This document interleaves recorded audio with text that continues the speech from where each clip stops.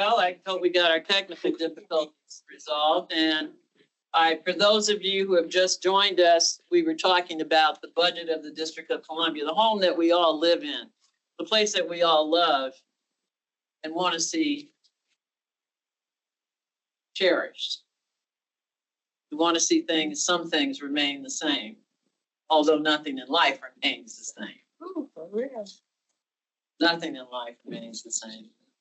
Paul stepped out of the room, but I am going to read a little bio about Paul Swig, who will be the first speaker to come up and talk to you from the Department of Buildings. Paul Swig was someone that I met in 2006. The irony for us who started this organization was that we started in 941 North Capitol Street, which is across the quad, which is now 999. So as we say, things change, when things change, they change. And now we are back in the same space that we started in 899. So we were a little weirded out about coming back to the place that we started. But we are here now and the space is wonderful.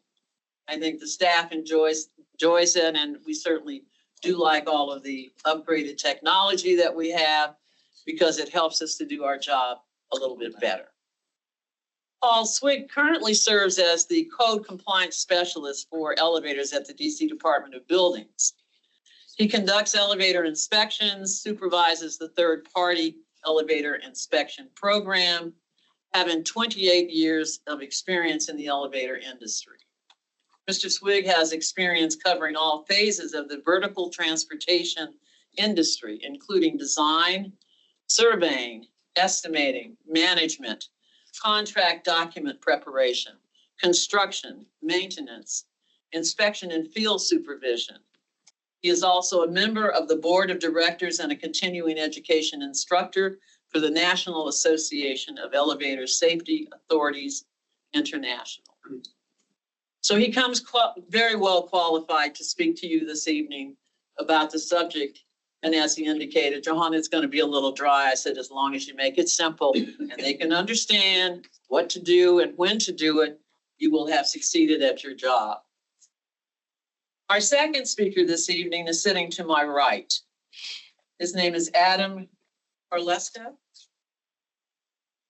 He is an assistant People's Counsel at the Office of People's Counsel for DC, where he works on utility service and environmental issues. Prior to joining OPC, Adam served as an environmental attorney in the nonprofit sector, where he handled cases related to government transparency, water and energy systems, and environmental permitting. Adam received his JD from George Washington University Law School and his BS from Virginia Tech. So he will be talking to you and listening or giving you information about the utility sector.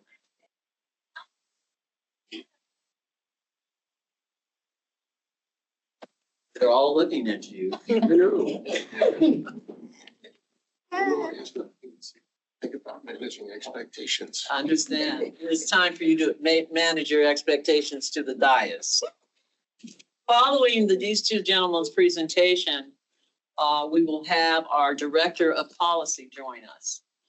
His name is Joel Cohen. Joel has been with me for 17 years. Prior to working with the Office of the Tenant Advocate, he worked for Councilmember Jim Graham, who was the father in creating the Office of the Tenant Advocate. And sitting next to him is our illustrious legal counsel, Joey Trimboli, who is absolutely wonderful. And he left Anita Bond's office to join us. And as most of you may be aware, Anita was the former chairman of the Committee on Housing. I will let Joel introduce the guest speakers who will join him to talk about proposed legislation that is forthcoming. I must also at this moment recognize one other person, and that's Beth Mello. Beth, the legal eagle. She formerly was with Legal Aid and served for many, many years. And after a certain period of time, she decided to spread her wings and join the Office of the Attorney General. She is a fierce fighter, the legal eagle, and she and I share the same birthday. So she's a good friend. With that, Paul, can I ask you to come to the dais? It's your turn up.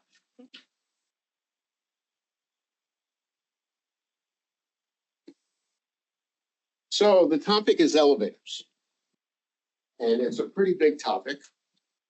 But I've been told that there's a particular interest in the elevator certificate process. And the certificate process is required by law.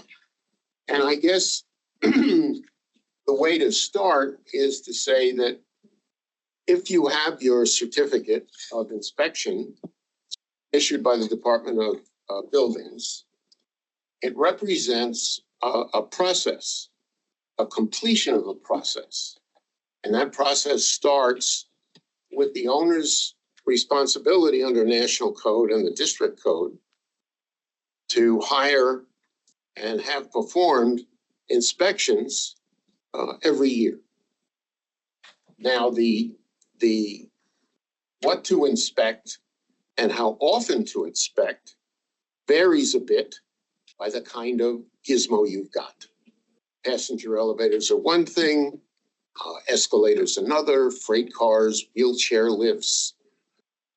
There's a whole bunch of things, dumbwaiters, man lifts. There's a whole a range of pieces, cart conveyors. And all of those requirements are clearly spelled out in 12G DCMR, which is the International Property Maintenance Code, for those of you taking notes, as amended and adopted. Because if you look at the National Code, there's nothing there.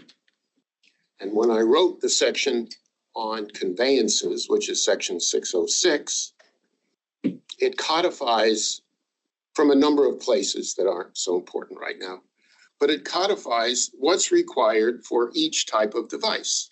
And in general, the units that you're aware of are elevators and wheelchair lifts and freight cars. And those are required to have 2 inspections per year, 6-month intervals. And others don't have quite so many, like man lifts and such, and wheelchairs have other lifts. But all of the requirements for when you do, how many inspections you do and what kind are in section 606 of the IPMG as amended and adopted. And then there's also other categories, for example, residential elevators and lifts, which serve only one family. They can be in a one-family house, a townhouse, a duplex condo, but it only serves one family. They don't have inspection requirements on a yearly basis because they're in a private home. They have to be tested and permitted to be installed, but there's that. So the owner is required to have conducted those inspections, and after having the inspections performed by one of the third parties, authorized parties, of course, side of course, so the party has to send their reports to us in one format. Then for the certificate renewal, they have to provide certificates of completion. And what a certificate of completion is, it's an affidavit signed by the boss saying that we've inspected everything per code and everything's fixed and abated. And if there was a punch list, if something went wrong, we fixed that. And with those completions of certificate. Louder? Yes. Oh, okay. So with those certificates of completion, the owner or their expediter has to apply for their certificate of inspection by us. And what that means is that they have to submit their inspection reports and documents. For new elevators, it's extra, but the details. And when you submit those, we have to First, there's a two-step validation process.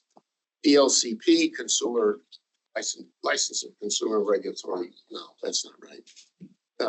ELCP, you know what it is. And ELCP does a validation of their registration, their corporate identity, things inspectors don't really care about. And after that, it's released to one of the inspectors, and we review the documents for completeness, for accuracy, and code compliance. And that's a 2-hour speech. And if they're approved, we push the button and the system takes over and prints out the certificate and sends them out immediately, which is a monstrous improvement from the old system, which required an impact printer and took a long, long time. So when you have that document, as I tell owners, this is your first offense. This is the evidence that you've done everything the law tells you to do. Your inspection company has done everything they're supposed to. They've certified it. And then the district has reviewed the paperwork for compliance. So that's how a certificate of inspection comes to be. There's always quirks and whatever in the system. Excuse me. So I'm good. So that's about the certificate of inspection. And I think the other thing that topic that people are interested as tenants is the responsibilities of the ownership of the building and what they're required to do in the event of an elevator or device out of service. Now, the first thing to say is that the elevators are supposed to be in operation at all times, except for repair and testing. So an elevator can't be expected to be in service 365 days a year just on normal stuff, lubricating, adjusting, testing, whatever. And what people ask me is, they say, my elevator went down this morning. At that point, it's like, well, what's the owner supposed to do? Easy steps to say.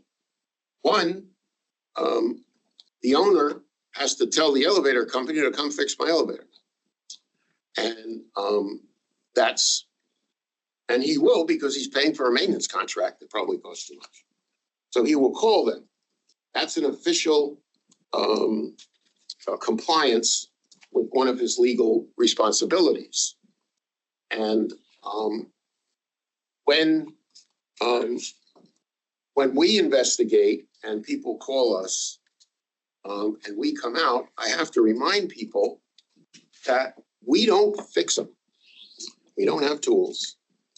And our job in when my mother used to be proud of was I just get to tell people what's going wrong, and they have to comply.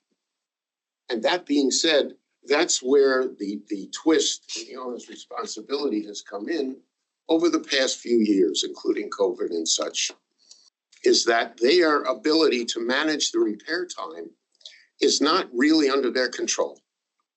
The elevator and maintenance companies, the contractors, have to fix it. And they can take time. It can take them time to find the problem. They have supply chain issues. The inventories kept on site are way down. And so much of the equipment, especially in new buildings, is proprietarily built. So even the shape of the hoistways are proprietary, which used not to be true. But the equipment only can get parts from their manufacturer. The worst case of that was one particular company, which told a client with street cars that their machine was no good and they had to replace the machine. And it would take 3 months. You had to order it from overseas. And it was completely out of the control of the owner. So their responsibilities, and they know what they are, and they know when they talk to me, yes, I told them to fix it, and yes, they're working on it. And the issue escalates when we have no service. And that's, well, it's bad to understate it. And having all elevators out of service is not permitted. It's illegal. And when you have all cars out, there's a reason for it. And what we have to do is make sure that everything is being done to fix the problem. Now, that being said, the problems don't go away. And you know, and I get those calls from our citizens that are challenged or handicapped or in wheelchairs that they can't get up and down. And that's true. And the hard truth is, especially at the beginning when it's just happened and you have an appointment or a doctor, you have to call the fire department to get you down and into your building. The owners have to be an active participant. I don't know how well that works. We don't have, for us to pursue an owner for an elevator issue is difficult because, for example, we have a building in Northwest and they had a flood and it's 2 cars and it hit the equipment and the equipment is 30 years old and it's obsolete, hybrid, micro, whatever. And everybody went in there and said, we got to order new stuff. And it's going to take a couple of months. Now, in that case, we look for extra commitment by the owner to assist the folks that have to have an elevator, have to be able to get to a medical appointment. That's not codified. And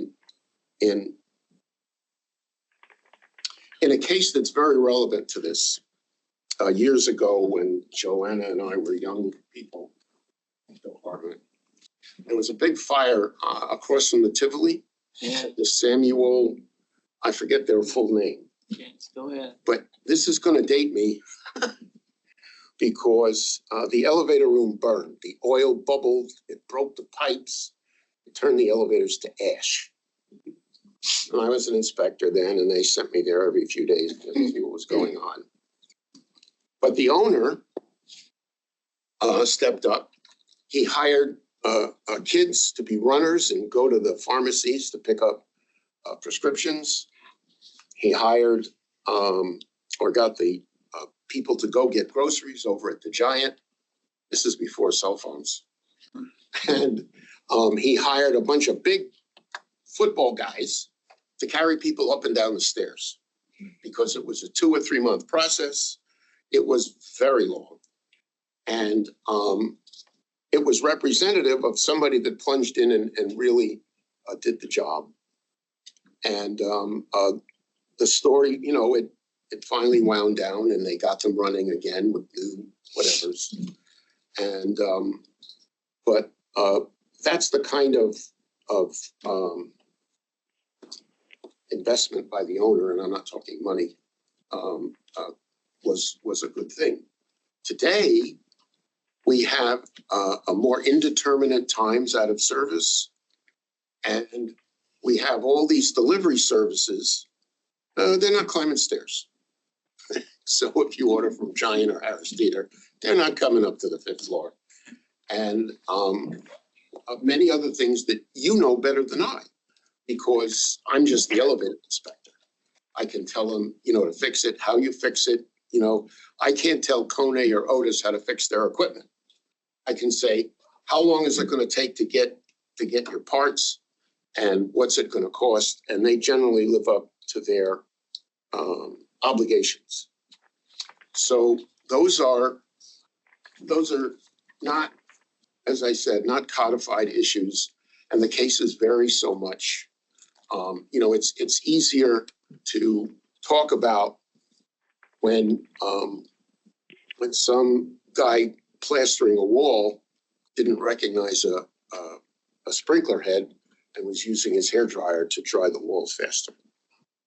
That was up by the tracks on the red line. And so that's not a closed area. We do oversight inspections. We come out for complaints, but there has to be some time lag. If the elevator is shut down on day one, well, management has to call the company to get the car running. I mean, there has to be some on-site process to start the works. If things don't happen right or whatever, I have resources to talk to contractors, and we can write violations and notice of infractions and such. But it's difficult to do, because if people follow their roles, you have to find evidence of bad contractor behavior. Somebody disabling a safety device. We had one today. One of the devices failed. It's called a rope gripper. And well, that wasn't on purpose, but it failed, and they had to shut the car down, even though it was only one car. The contractor was there, and it was an elevator happy ending. The car was being able to put back in service. So the role of elevator contractors and owners, and the whole issue of proprietary equipment that can't be serviced by other people, is an industry concern. Now, that being said, there's certain little elevator tidbits I wanted to make sure to share. And this one was in a long line of elevators, and a lady was running after the elevator to get the old one. She grabbed the door, and her hand got smushed. And here's the facts. The devices, the electric eyes, they're infrared curtains that go across the opening to stop the door and make it go back. It's not on the hoistway door. It's on the cab door. So if you're reaching for that hoistway door, your hand isn't going to hit that beam and stop it, and it will smush your hand. There are limitations on forces allowed, so it's not allowed to, crunch you or anything. But she was very surprised to hear that. The code is changing. When we adopt our new codes, those eye rays will be now 3-dimensional. But that's not on the old stock. That's on the new cars.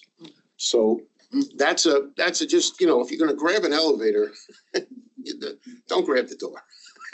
If you throw your whole arm in when it's only halfway, that'll work. But maybe don't do that either. That's me. So there's that. The other thing that's really important with a more modern elevator is don't hold the door open. These things are smarter than they used to be. If you hold the door open for moving or whatever, the thing is going to time out, and it's going to shut the car down. Then when your contractor comes, they can charge for misuse and send them a bill. So I would say that if you have a more modern car and the doors, there's usually a door open button that you could push, but that times out too.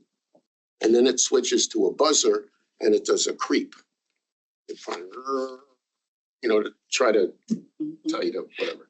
So we have some buildings where so many calls, doors being held or whatever. And that's one thing. And I guess the third helpful elevator tip: don't jump up and down in the elevator. Don't jump on what? jump up and down Oh, okay. inside the elevator. They're playing or they're dancing or whatever is going on. Okay, the elevators are more sensitive to unanticipated motion.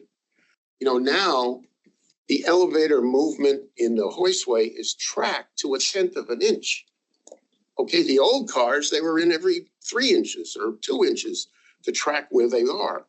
So these things are under close supervision by multiple levels of safety devices, all working to establish the fact that if you're stuck in an elevator, you're safe. Really safe. Thank you, Paul. Thank you so much. Oh, that was such a gentle end. Well, I'm run out. Well, And I have to bring utilities. well, no, but that's one of my dangers is it gets to be more than you want it to be. Understand. But thank you so much. Let's give him a hand.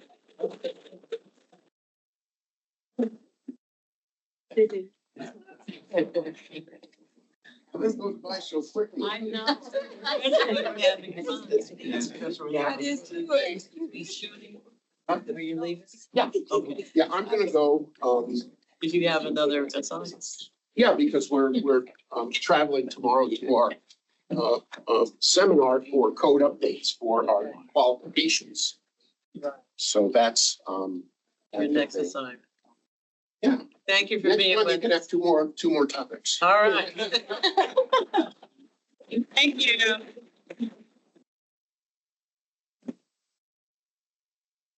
And so, as mentioned before, I'm Adam Carlesco. I'm in the Office of the People's Counsel. For folks who aren't familiar with OPC, we are the statutory advocate on all things utilities. Water, gas, electric, landline, telecommunications, which is increasingly less important these days before the commission. And we do a lot of our work before the Public Service Commission. We also engage on the federal level with rulemakings. We are engaged with council members discussing potential legislative changes. And we also have a Consumer Services and Water Services division. We have Jean and Claire in the back who work in those divisions as well. And so they handle the day-to-day intake of complaints from people across the district, just like you all. So I think to start off, to draw a division between what OPC does and OTA does, the Office of Tentative Advocate, is that OPC is a little bit more engaged on the Public Service Commission side. A lot of our staff are attorneys. And so we're kind of involved in rate design. So whenever PEPCO is trying to get more money from everyone, we're the ones advocating for a proper rate adjustment. We deal with utility regulation issues. So sometimes that can be surcharges, sometimes that can be like interconnection issues for new solar panel systems, et cetera. And so we get involved on some of the broader like regulatory aspects around utilities, whereas OTA does a lot more of kind of the direct landlord-tenant relationship issues. And so I think that brings me to one of the, I'd say, drawbacks with working with the Office of People's Counsel as a tenant. We are restricted in terms of who we can directly represent as being only direct utility customers. The legal term is privity of contract. You have to have a contract with that utility, and then we can step in on a direct representational basis. So that makes it pretty restrictive. We wind up representing homeowners. We wind up representing landlords. What we can't really do is represent directly tenants. That said, we can represent tenants as a class of consumers of utility products. And so how do we do that? We do that through policy and regulatory advocacy. So this is when, let's say, the Federal Energy Regulatory Commission, just right behind us, the DC Public Service Commission, anytime that they are looking at how they're going to change the regulation of these utilities, PEPCO, Washington Gas, DC Water, we're involved in those rulemakings. And so we're coming in because of our consumer services and our water divisions. We hear complaints from everyone across the district. We're getting hundreds of calls every single week. And so this allows us to get an idea, as kind of a little bit of a clearinghouse, as to what everyone in the district's experiencing on utility issues. We can bring that to the commission, we can bring that to council, we can bring that to the Department of Energy and Environment, who handles aid dispersals. So that's how we get involved. And so We can also get involved in court cases as well on a federal level, on a local level in the DC Court of Appeals. And then we do a lot of public outreach and engagement. I know Jean and Claire are at outreaches every single week, at ANC meetings. So we try and speak with the community as to changes that are going on in utility issues. One of the big ones we're seeing is over the past 10, 15 years, we're seeing utility rates climb way faster than inflation. And that's across the board. That's water, that's gas, that's electric. A lot of infrastructure within the district was put in place 2 generations ago. And so now here we are trying to pay the bill for what was essentially a lack of maintenance over the past half a century. And so we do informational outreach campaigns. So we explain rights regarding utility billing, and that's for homeowners and tenants as well. We do discuss third-party charges. So most tenants, they're not going to be getting bills directly from Pepco. They're not going to be getting bills from Washington Gas. They're going to be getting it from a third-party biller, something like Conservice. I see a few people are familiar. And so, yeah, we've got a number of complaints about third-party billers. So this is something that's a personal passion project of mine, is any chance that I get talking to anyone in the council of look, we have a regulatory gray space when it comes to third-party billers. We have all of these protective rights for homeowners, but we have, I'd say, a more vulnerable class of tenants who lack any of those protections. And our entire statutory authority requires us to look at equity considerations when it comes to how we advocate. And this is a glaring equity consideration. So that's something that we try and bring up in a lot of our outreach. We also work in community partnerships with associations, legal aid groups, and housing advocates to kind of amplify the issues that tenants face. And then we also indirectly will help in terms of encouraging the expansion of eligibility and streamlining of assistance programs. So one of the big things we saw in COVID was it was an assistance program that went out, and it could be used for renters, which is a rarity. A lot of these assistance programs, because you have to have that privity of contract. So you have to have that contractual relationship to get a lot of assistance programs. So we were trying to get expansion of some of these programs. We try and help with arrearage management programs at the utility level of how can we manage these backlogs of, I think last time I looked, DC Water had $32 million in terms of unpaid bills. And so how do we try and manage that? So we work with their legal counsel and other offices to try and work on those issues. And then I think in a more informal aspect, we try and bridge that gap in terms of stakeholder communication. We have tenant associations who are upset. They don't necessarily know who to go to. OPC's here. We got a hotline. We got a bunch of staff on phones. You have issues that are kind of a broader, I'd say, class issue of tenants. Bring it to us. We're able to bring that conversation up with a whole slew of other parties, local, federal, any of those aspects. It could be just, community groups. So we do a quarterly meeting with, it is a broader collection. I'm blanking on the actual name of the group. Utility Consumer Advocate Network. It's a whole bunch of community advocates, faith leaders, ANC leads. We do that sort of outreach to explain what we're doing in our office, what we're seeing at the commission level, and try and keep people informed on that. So those are kind of, I think, the indirect ways that we can help tenants out, because we can't really represent you directly. How we can actually directly assist is that when we get calls through, we are excellent at sending people out for referrals. So we work with a lot of groups. We work with OTA, we work with legal aid groups, we work with the Office of Attorney General. We work with the Department of Energy and Environment. They're the ones who manage all of the aid assistance programs. So we have them on the phone. We're able to get a hold of them. If you have issues with your water bills, we have a direct line of communication with the general counsel over at DC Water. They don't fall under the Public Service Commission, unfortunately. So we have to work with them directly to try and have these conversations with their entire board. And so we're able to kind of refer folks to people who may be better equipped to handle those direct representational issues where we don't have that ability. And then we also do just education aspects. People will oftentimes have utility related charges that they're not really sure what this means. What exactly is a CREAC charge on my water bill? It's the Clean Rivers Impervious Area charge. It's to, essentially disincentivize just impervious surfacing everywhere so we can pay for the new tunnel systems that we got so we don't have stormwater backing up like it did in Rhode Island Avenue last year.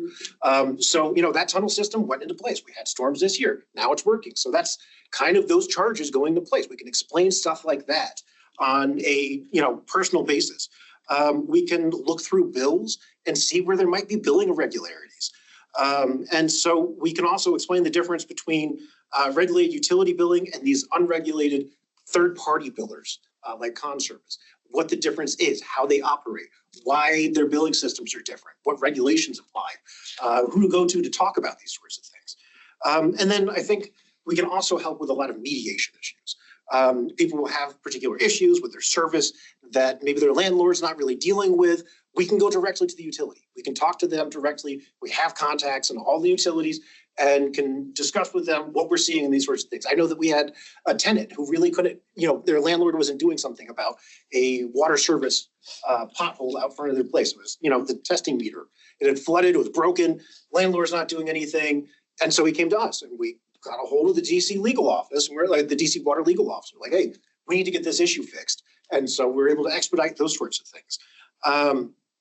And we're also able to help navigate assistance programs that may be eligible, if not through the government, then through other aid groups within the district. So, we can help you with those aspects, even if it's not directly representational.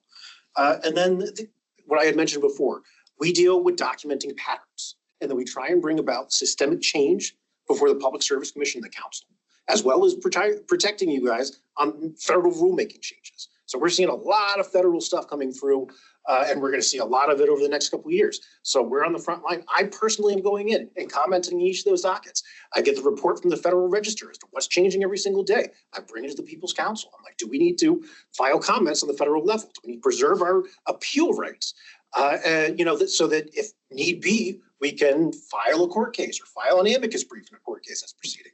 So we provide those levels of kind of patterned and systemic changes, or at least attempts at changes on the local and federal level. So we handle a lot of those policy proposals, see the recurring tenant issues that are occurring in the district, and try and bring those up as they relate to utility service.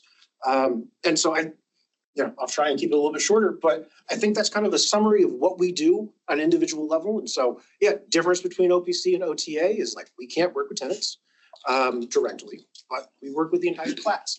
And I think that's a pretty summation of what OPC does. And Thank you so much, Adam. Thank you so much.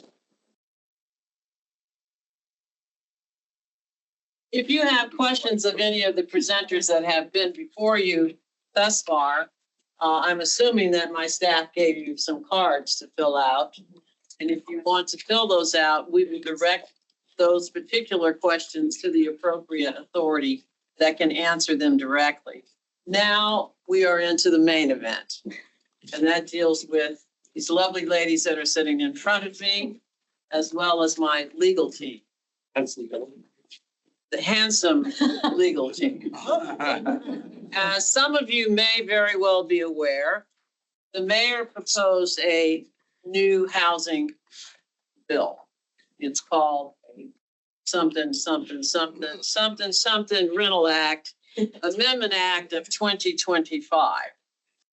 And because it has such a long title that I didn't write down to memory, I want to make sure that you as tenants in the district are aware of this bill, because it's going to come up for a hearing. I'm more than sure of it, and I'm going to be asked to testify. So before I do, I want to make sure that you, the tenants in the district, are educated as to what this proposed Rental Amendment Act of 2025 is, what it means to us as tenants, how it talks about TOPA, how it talks about emergency housing, how it talks about a lot of things. It's an omnibus bill, as they call it, when there's many things rolled into one. So many things that you might forget, but you won't forget because this is your first introduction to it, but it will not be your last.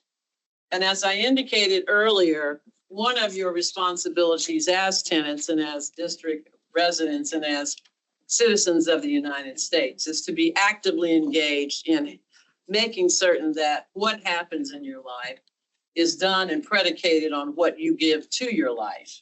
And because you are part of the Office of the Tenant Advocate, many of you in tenant associations and otherwise, and have been hit by our office, we want to make sure that we continue to help you through education and information. So these stakeholders meetings will happen every quarter. We will bring you all of the latest news. But at this point, I would like to bring up Joel Cohen, my Director of Policy, Joey Trimboli, Legislative Counsel, Kate, and Caitlin, please come up. You are next on the dais.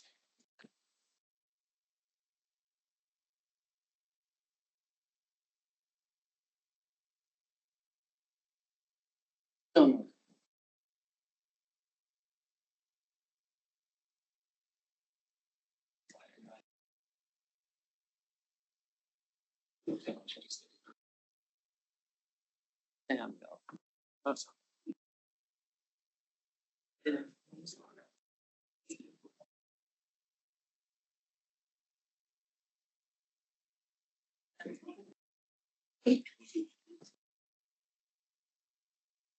Well, thanks, Johanna, and welcome, everybody. It's been quite a while since we've had an in-person event here at OTA.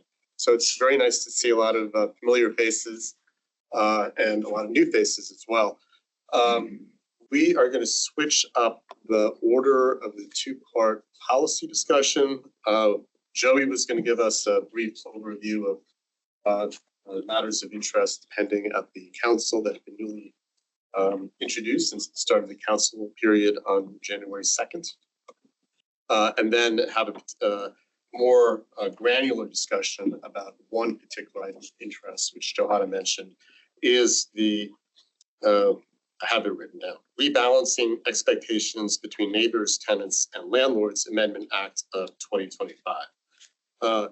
So we're going to do that part of the discussion first in the interest of time, because our guests unfortunately have to leave at 7:15 thereabouts. Joey's we're going to start with Joey summarizing the rental act, what's actually in the mayor's proposal, and then we'll turn it to Kate. Joey will also formally introduce our guests, Kate and Caitlin, and then they'll discuss an alternative that they're developing within the committee in consultation with OTA. And with tenant advocates and housing provider advocates around the district.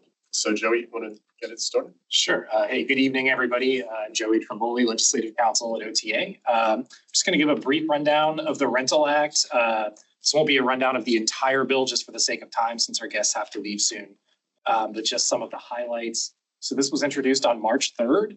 It was referred in parts mostly to the Committee on Housing. The Emergency Rental Assistance Program portion was referred to the Committee on Human Services. And then two portions that are sort of less relevant to landlord-tenant relations were referred to the Committee of the Whole. So what the bill does, in part, some of the landlord-tenant provisions include two major new exemptions from TOPA. One for properties where 51% or more of achieved rents are affordable only to households at 80% AMI or above. That's area median income AMI, and that were built or improved within the last 25 years. And number two is properties where 50% or more of the units are affordable at 80% AMI or less under a 20+ year covenant that does not expire for at least 5 years. And then some of the key eviction related provisions. The bill would give the court discretion to allow an eviction case to go forward, even where the landlord did not provide proper notice. It requires expedited court hearings for evictions based on criminal activity, non-payment of rent, or lease violations. It decreases the required eviction notice period for non-payment of rent from 30 days to 10 days. It decreases the time period for serving a tenant a court summons in an eviction case from 30 days, excluding Sundays and legal holidays, to 14 calendar days. It creates a new basis for eviction where the tenant or an occupant of the unit is arrested or charged with a dangerous or violent crime in or adjacent to the housing accommodation. And then the bill does a number of other things having to do with low-income housing tax credits, government property acquisition and disposition, sale of inclusionary zoning units, consumer protection, and the DC Housing Authority Board of Commissioners. Those are less directly relevant to landlord-tenant relations, so I'm just gonna hold back from summarizing all of those now, but we do have a handout on the table out here that goes into a little more detail about the bill. If anybody would like to get a copy of that, they are out here on the table by this entrance to my left. So with that. So Joey, so the parts that were referred to the housing committee were TOPA and evictions and court Yes, and the court procedure, right, But not the ERAP. right. but not the. ERAP piece. And so I'll just go ahead and introduce our guests from the Committee on Housing staff at the DC Council. To my right is Caitlin Kochalova. Caitlin is the Deputy Legislative Director for Councilmember Robert White, Chair of the Committee on Housing. Caitlin is an attorney and organizer who has represented clients in cases involving housing discrimination and homelessness, criminal and juvenile defense, immigration, and employment. Originally from Rochester, New York, Caitlin did her undergraduate studies in Pittsburgh, Pennsylvania, before moving to DC over a decade ago for law school. And then to her right is Kate Conquest. Kate is a legislative assistant for Councilmember Robert White. Kate worked as a social worker in Vermont before pivoting to the policy world. Prior to joining Councilmember White's office, she worked at City Health, a nonprofit advancing evidence-based public health policies in major US cities. She holds a Master of Public Health Policy and Law from Boston University. So Caitlin or Kate? Sure, thank you. Thanks, Joey. So as Joel kind of teed up, the Rental Act, most of it was referred to us sort of at the same time that we also have been working on a big package of housing legislation. We know that we hear the urgency from all sides when we meet with tenants, when we meet with housing advocates, everybody. We know that we need to do something now and it needs to be big. So we've been talking internally. We have I'm going to sort of lay out 4 guideposts, I guess you would call them, of where the directions that we want to go. We do have some ideas within those that we can get into the details of course. What we are working on is not a direct response to the Rental Act, but it does have some overlap. And so we can get into the discussion of what exactly happens when we have both of those things going on at the same time. The biggest thing that we want to work on is that we need to make the district more affordable, more attractive to capital and affordable housing production, but we need to address the conditions and we need to only allow that to happen when the conditions are in place. And so we're trying to figure out how can we simplify the permitting process? How can we make this faster and easier for affordable housing developers to choose to do their business in the district?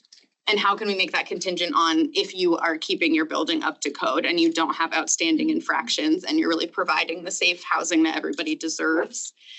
The third sort of area is finance innovation. So how can we, in our current budget situation, make government money go further? How can we sort of like partner with the private sector so that we can work together and get as much funding as possible in these areas?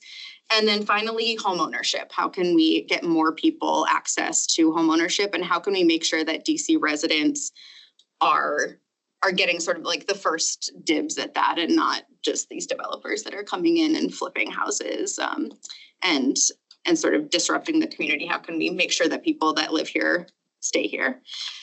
So I think Caitlin will probably go into a little bit more detail, but like I said, we're working on it now, and we're also going to have 2 community review events. So there will be another opportunity for you all. I would love for you all to come and give feedback when we have our very specific proposals. And today, if you would like, we're here as much to like solicit feedback as we are to present. Great, thanks, Kate. So I'll just share a bit about the process for the legislative process for people who may or may not be familiar. I just explained this to Ms. B the other day when she was in our office. So when bills get referred to our committee or when they come to the council, the way that it works is the Chairman Mendelson, can make a decision about which committee that bill will go to. And so that's what Joey was describing. One bill can get referred to several different committees if it's very big. Some bills can just all go to one committee. So for the Rental Act that the mayor introduced, the majority of that bill came to the Committee on Housing and a couple sections went to somewhere else. For us, that means that it now lives with us. And so when a bill goes to the council can make whatever changes it wants to when it goes through the committee. And then the members of that committee, so there's a few council members on each committee, votes on the bill. And then the bill goes to the full council for 2 series of votes. And at all stages of the process, the legislation can change. People can introduce amendments based on new information that they're receiving, changes in the political environment, whatever. They can make whatever changes they want. So right now, because the Rental Act lives with us, that means that we would have to move it. We would have to take action on this and have a hearing on it in order for it to move forward. The bill that we are working on is at a slightly more preliminary stage of that, meaning that it hasn't been introduced yet or filed officially, but it is in process. So you're not necessarily going to see the language for it out on the legislative systems or anything like that yet, but you will. Our intention is to have both of these things out in the open at the same time. A lot of the ideas, like Kate already described, represent or try to address the same issues. We're hearing these same issues from a bunch of different people and we're trying to solve them. And so what we want to do is let's put them all on the table, get feedback from them, and then choose the best ones all together. And so that's kind of what our intention is. So like Kate describes, over the next few months, we're planning to do this on a pretty fast schedule.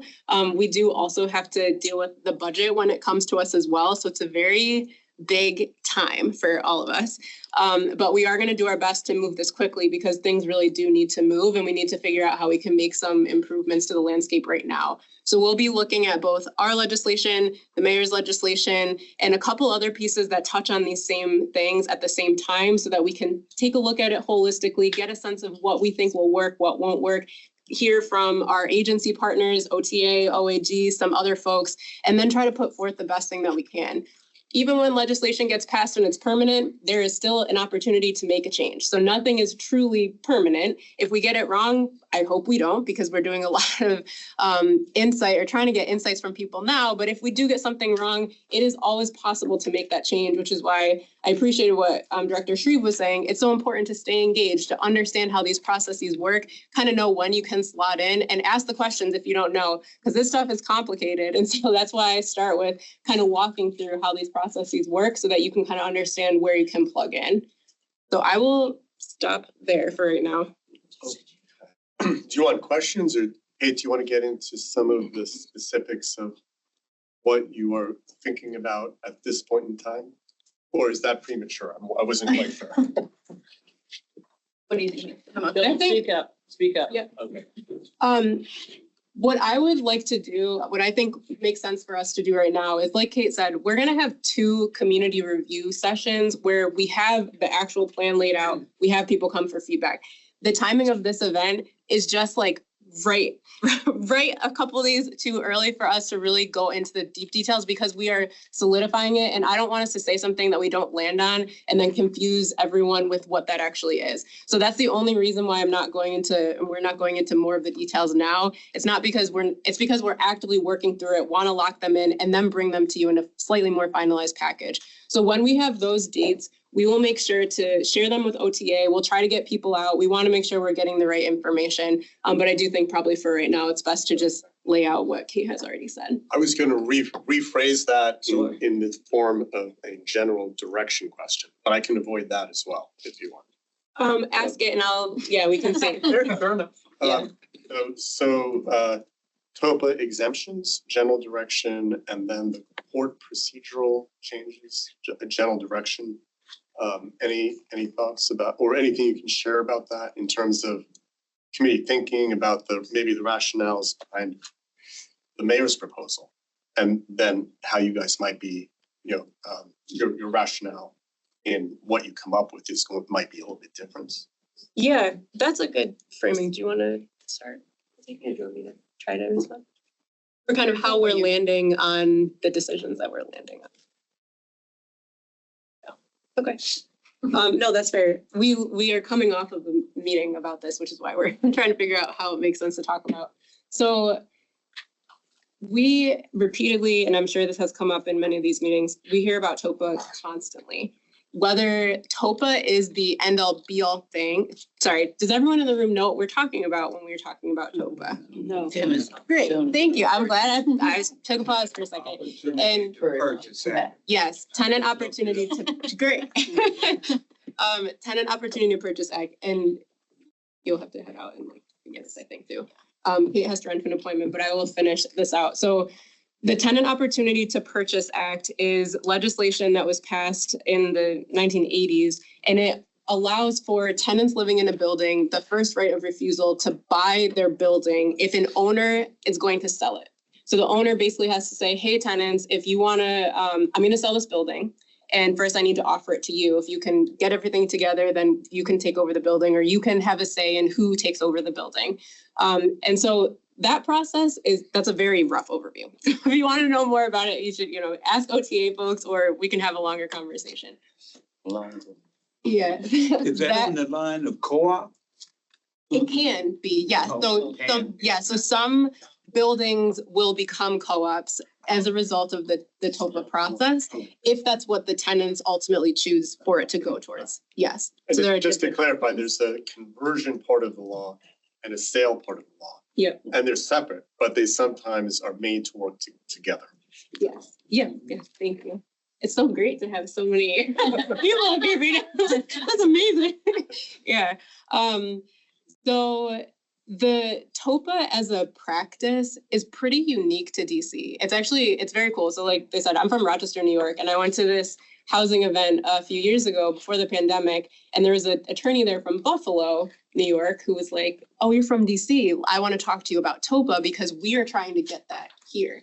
And part of the reason why it has expanded is because, like we talked about, and for any of you who have worked with OTA, it strengthens tenants' rights, but it's also a way to get better conditions in the housing that you have. And so we've seen that. That is one of the main reasons. That's what we've seen the result of TOPA be. It also maintains affordability. So buildings aren't just being bought up and flipped or made into condos that are expensive for people. So there's some real benefits to having this as a practice because it slows things down, but it slows things down for a reason. And that reason sometimes can be to the benefit of the tenants. It gives them a seat at the table. And so we've seen this in other jurisdictions as well across the US. For here, what we are thinking about and thanks, Kate. What we hear from investors, and investors meaning people who think about putting money into the district's market to build more housing or to support the development of housing. And some of them say, hey, this is a unique thing. It really slows down the process for us.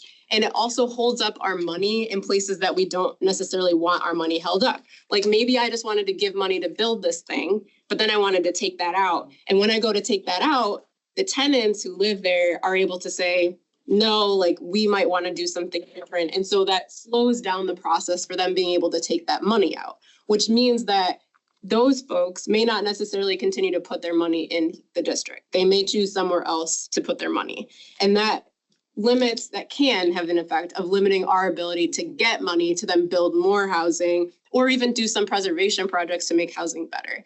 And that's a real problem too. The extent of that problem is debatable. Some people may say it's bigger than others. There are other issues, I think, that could be resolved or make the systems more efficient, kind of like what Kate was talking about with permitting, that we can also work on to kind of balance that out. But that is the perspective that is leading towards the changes that you're seeing in the mayor's bill. Now, I was not at the tables when the mayor's bill was presented. So just take what I'm saying based on what I'm hearing too. I was not in the room, but I will say the way that we are also approaching the pieces that we're looking at is from that lens. What are the benefits that TOPA has been able to provide? How do we continue to maintain that affordability? Also make sure we're getting affordable housing produced and improve conditions in existing buildings, plus give tenants some say and autonomy over, what their futures may look like, while making sure we can still get capital into the district, so that we're not just stopping the market, because that'll have an impact a few years down the road too, and that's not going to be good for anyone. So that's how we are approaching the issue, and we're hoping to land in a place that does address each of those things. Folks, I'm not being handed cards, so I assume people don't have questions. And so I'll ask one question, then maybe we'll take questions by, by hand, by raised hand. I think just to put a nail in what's going on with the various committees. Yep. I Speak think, up, Joel. in terms of the referral of different parts of the bill to different committees of the council. One is human services for ERAP, one is housing for the three provisions, TOPA, court process, and what's the third one? There's more, there's several. Okay, and then the committee of the whole has some parts as well. I think you're saying that that is has been referred to the committees sequentially rather than jointly. And that means that the first in line committee really gets to hold up the entire bill as opposed to a joint referral. Or am I barking up the wrong tree there? So timing wise, the ERAP measure was actually, there was a vote on it today, at that committee. So they are happening like at the same time. There was, It's a joint referral. yeah, I don't think it's sequential. Got it. Mhm. And that just affects the amount of time that it takes for the bill to go through the process. So whether one committee has to look at the whole thing and then give it to another committee, or if all of the people can look at it at the same time and then land where they land and have it go through the process. Well, thanks for clarifying that. Yeah. And I think we have a question. So do you have a question? No, I can't hear you. Oh, I apologize. Can folks hear me in the back now? Yeah. Hear me now? Okay. But you have to look at them. You can't look at, Got it. can't look at Caitlin. You have Okay. to talk to them. Do we? I have an online question. Can I Go jump for it. in with that? Yeah. Okay, so someone asked in the chat, are there any conversations about affordable senior living or rental caps for senior properties in this bill? In which one? In ours or the rental act? It doesn't specify, but I'm assuming in the rental act. No, I don't No. believe so. There's not also a provision for DOPA in the Rental Act either. They seem to put DOPA in a corner, which is a district opportunity to purchase, but it's not being used. So when we talk about meddling with TOPA, the tenant's opportunity to purchase, we don't talk about the non-utilization of the district to use DOPA to purchase buildings that they could bring into the affordability dialogue by purchasing the building, turning it over to the nonprofit groups to manage, and thereby continuing affordability. That's another piece. They don't talk about a program that allows for a conversion of homeowners who are aging in place, who need a place to go, who can realize the income and provide opportunities for both rental and home ownership for low and moderate income families. So the proposal is somewhat lopsided in that it doesn't look at the breadth of the various housing affordability programs that we have to fund that would allow us. They can continue to talk about the threat of no development when the ground is full of cranes and they're still building. Okay, and now that we are finding ourselves with so many people being fired from the federal government, is the question I would ask, and I will ask if I testify, is this still a bill that we should be considering at this time? At least the components that deal with the affordability question, not the emergency housing and stuff like that, the other components of the bill. Yeah, no, and thank you for that. I mean, anytime we're reviewing a piece of legislation or a policy change, you have to look at it in the context of the context right now. And we're in a really interesting and tumultuous and difficult period of time, just in the district specifically. And so I Yes. think that's exactly right. And, you know, that's true now, but that'll be true for the future too, for folks who stay engaged. Like, always think about it from that perspective. How is this going to have an impact now? Can we get this done today? What is going to be the impact in 5 years and 10 years? And could we get it done then? What conditions would need to change for this to be better? Or could it be worse at that point? So we should really push for it now. So I'm glad that you brought that up. I think this is a question from the chat. I'm going to try to speak up. Am I good now? Yeah. So the question is, how long do tenants have to organize under the TOPA rights? And I think I'll take that one. Joey's going to double check me though. So after the tenants receive an offer of sale from the owner, the tenants have 30 days to organize. It depends. It depends, I'm getting there. If a tenant association, organization exists in the form that is satisfactory to the tenants. However, there's a glitch there, which is that the tenant association, or their bylaws, must be capable of holding real estate.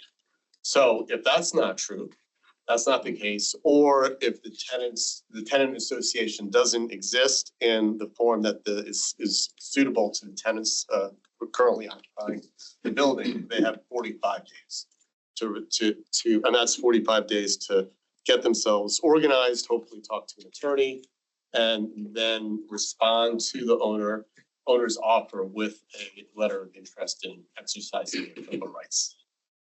So I hope that's clear. Joey, did I do that right? Yeah, exactly. Okay, thank you.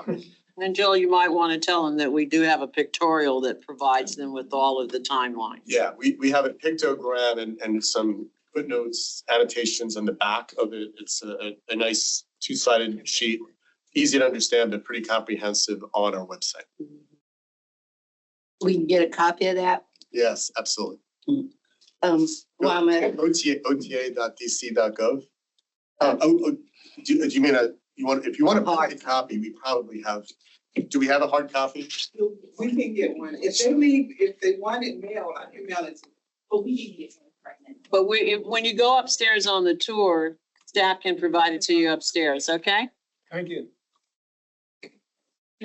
Yes. I'm not sure who this refers to, but I'm a little confused on tax credit property. I've gotten multiple explanations for it. What exactly constitutes tax credit property? You know, because I ran into some issues. Even in filing taxes, I ran Repeat into the question, issues with please. tax credit property. Okay, so the question is, in terms of the low income housing tax credit, LIHTC in particular, what constitutes a LIHTC property? Is that the question, or how do you know if your building is a LIHTC property? Well, I found it out years and years later. I don't know it's a building I used to live in. And I used to do my filing when I did tax, well, not withholding taxes, but I did a Schedule H. Mhm. And I did it for like Good for you. 15 years. The last couple of years, oh, you can't because this is Because it's LIHTC. tax credit property or something. And so I said, well, what's the difference? I'm not asking for a portion of the taxes back. I'm asking for a portion, it's based on the rent with the tax credit property. So it's confusing. And I never did get a good explanation on it. I have a feeling, I can attempt an answer, but I have a feeling we have two experts in the audience who might be able to sort of speak to that better. Because Johan is, I think, familiar with LIHTC. I'm putting my boss on the spot. I'm sorry, what's the question? So the question is, How does Schedule H and LIHTC? well, so Schedule H is different, but, and what's your name? And Barbara's saying, because you found out at the time you're doing Schedule H that your building is LIHTC. It's tax credit property. and Tax you credit can't- property, Yeah. and therefore you are not able to file a Schedule H for your Exactly. taxes. But I That's what did it your for tax- 14 years Yes. now at the same property. That's what the tax person said? Yeah. There's something wrong. There's no correlation between Schedule H and the low-income housing tax credit. The low-income housing tax credit is a credit that is offered that the owner applies for Right. from the Housing Finance Agency or in our city, the Department of Housing and Community Development. But I am not aware of any correlation between Schedule H and your non-ability to file your Schedule H because the property has the tax credit. Right. We'll have to investigate that for you, Barbara. Honestly, that's a very good question. Yes, and this is just within for 14 years, I was getting it. The last two told me I couldn't Oh, because no, tax credit property. Beth, Beth, that doesn't sound right. Yeah. no, it there's happens, believe me. there's something Change your wrong text there. man. There's I something think terribly wrong with it. the logic, the convenient logic of the landlord might be, well, this is a federal property. But the schedulation is based on her income, not on, It's but on your income, There's it's no not. conflicts between the federal. No, program so and the DC we'll look program. into it and get back to you. Okay. That's a very, very good question. Yes. Yeah, Barbara, make sure we have your contact. Anybody here have in the room have a question? I want a clarification. Sure. It is, you said the bill is going to 3 different people, houses. Is that include the ACOP, the admissions and continuing For occupancy? DHA, you're talking about? Which one of the sections is your office working on? So when we come to testify, Mhm. I'm just not getting. Yeah, You said the bill is divided in like 3 parts, went to 3 Yeah. different people. Could you say what your office is, what part is taking care? You doing TOPA? yes. I can remember it more easily by saying the ones we're not doing because there are fewer. So is it okay if I say it that way? Either way. Okay. The ones we are not doing within our committee is the ERAP provision. Okay, So that went to the Committee on Human Services. okay. There's a consumer protection provision. It's called the CPPA, this Consumer Protection Procedures Act. Yes, ma'am. Yes. And that went to the Committee of the Whole under Chairman Mendelson. And you said a third one went to Cal, or a second one went to Cal. Yeah. Property acquisition. That one went to Cal as well? Okay. Nothing to do. So the property acquisition piece also sounds like went to the Committee of the Whole. And ACOP is not a part of the bill. It's not, No. okay, and, but TOPA is being affected. Okay, Correct. okay, Yeah, and that will come to us. okay. But there's a bunch of other things too that we haven't listed out that also come to us, which is why it's easier for me to say the ones that are not coming to us. Okay, Yeah. I got it. Yeah. Thank you. Yeah, so I've got a couple of questions in the chat from online. One of them is, what does the term affordable housing mean in the context of this bill? It seems that there's not housing that is affordable, but housing that serves perfect people at a defined income level. For example, are rent stabilized buildings considered affordable housing? So it's in a couple places and I think it's 80%. Yeah, in the TOPA provisions, it defines affordable for the purposes of the bill's provisions as being 80% of area median income. So likely meaning that a person who is at 80% of area median income or a household at 80% would be spending 30% of their income to rent that property. That's not affordable by definition in the federal rule. It's a relative term. It's definitely. Does TOPA apply to public housing? That's affordable housing. I don't remember. I don't So, think it no, does. there's Like a- there's been like, it's a hard. Really slapping for. a Yes, reason. go ahead. Try, just try. No, it's really, there's a case law that says a predecessor agency to the authority is not subject to TOPA. And there's an attorney general memo from about 10 or 15 years ago that Beth and I discussed maybe 10 or 15 years ago. You have to speak up, That- Joel. That said. You're having a Should I private start- conversation. should I start over? Yeah, because you got it. You're not talking to the audience, you're talking to yourself. Yeah, come on. The complicated answer, probably under the Attorney General's interpretation of this law that applied not to DCHA, but to a predecessor agency to DCHA. The answer is no. TOPA rights do not apply to residents of public housing, the DCHA programs. It's the case law was based on statutory interpretation, and the statute for the housing authority is different from the statute for that predecessor agency. So we've had issues with that. We've had issues with that with the OAG dating back some time, and Beth will report back at the next stakeholder meeting.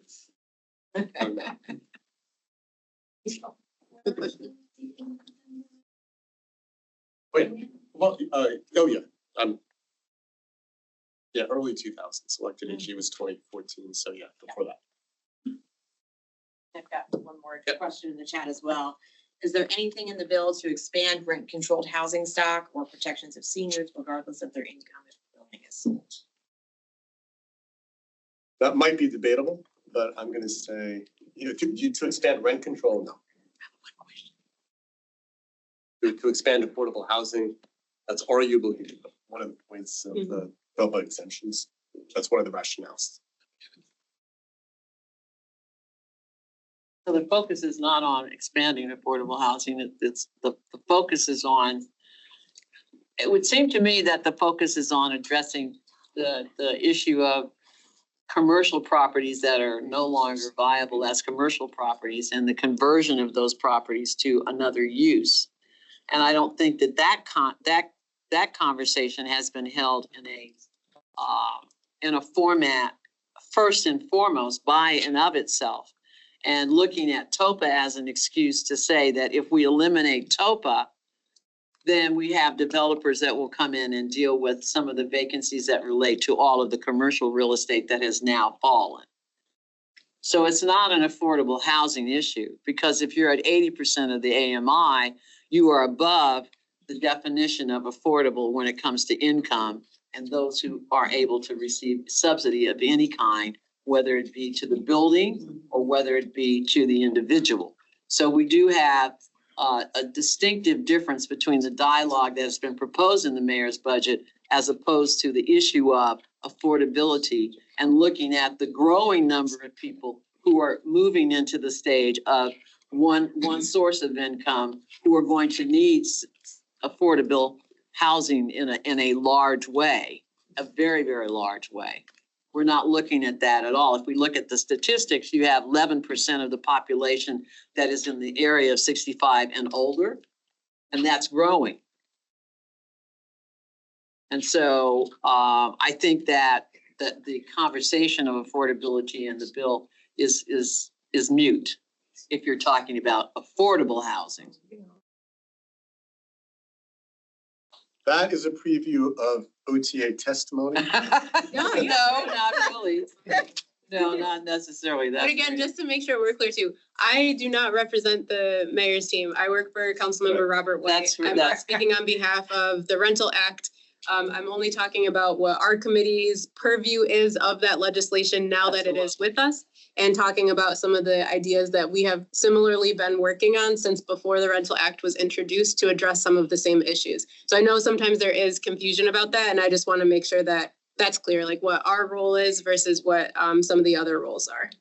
But to be clear though, the committee does intend to hold a hearing on the Rental Act and then discuss the alternatives in that same hearing. Correct. Okay. Yeah, that's the plan right now. Yeah. So if anybody wants to testify for or against any of the above, there'll be the opportunity. Yeah.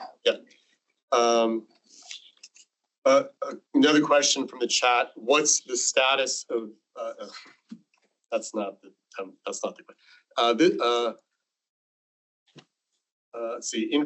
This is about retaliation, and I think the question is, can we speak to retaliation after testifying at the council? Yeah. And I'd be curious, is that your question? Yeah. Hello, I'm Jan. I am the president of the 2M Association, 2M Apartments Association. I have my people here. My vice president Daphne's here. We have a tenants association meeting tomorrow, and several times we've asked constituents to testify or give testimony. And even at Rob, we had one about ERAP. And when we got back to the building, leasing staff was like, we saw you on the TV. And then we started noticing those who testified started to have things happen to them. So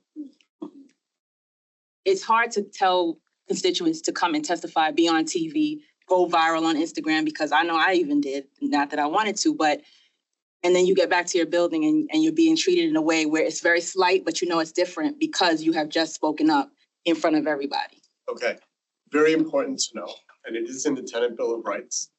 Section 502, Rental Housing Act, says that if a tenant has exercised a tenant right within the past 6 months of the landlord's retaliatory action, there's a presumption of retaliation and you've got a leg up in a legal action. The trick is that the retaliatory action itself has to be something that's not lawful. That's not a landlord right, like a lawful rent increase.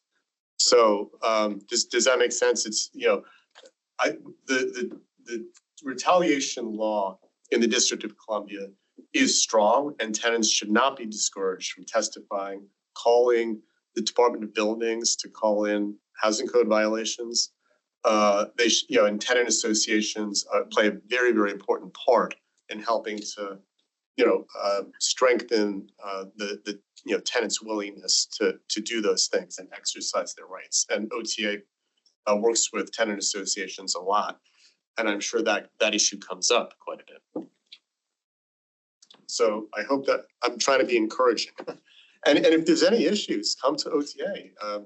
You know, our intake line, talk to our education and outreach people, because there really should be no, you know, it's more fear. The fear is bigger than the right is bigger than fear. I had a really good thought there. I just don't have to crystallize Can I just uh, add one thing before you go, Ms. B? On the legislative side too, we are able to accept anonymous testimony. So this will come up more frequently, I would say, in cases of like domestic violence and things like that. But it is possible. I don't want to discourage. I think Joel's exactly right. Like if we stop talking, then they win, like whoever they is, right? And so I don't want to discourage exactly what he's talking about. There are protections in place, but if it does feel like it's at a level where you're like, I just don't feel comfortable doing that at all, we still want to hear from you. And there's ways that you can engage with us, and still get your testimony on the record and just not have it tied to your name. There's also ways that you can work with us and work directly with OAG and OTA to address some of those concerns too on the back end. So then it's still part of the record, but your name and face isn't necessarily attached to it on the public record. Yeah, and I don't want to be too blithe about that, because tenants have different situations, and some of them, you know, the fears are more legitimate, and the outcomes are more uncertain, you know, than in other cases. So if in doubt, talk to an attorney advisor, but come talk to OTA, and don't let it discourage you from talking to the council. At least, you know, finding some channels to do that. I think we've come to, that was a hint, that was a strong hint. I think we've come to the end of our time today, and we want to encourage everybody to go up to the 6th floor. How is that? I got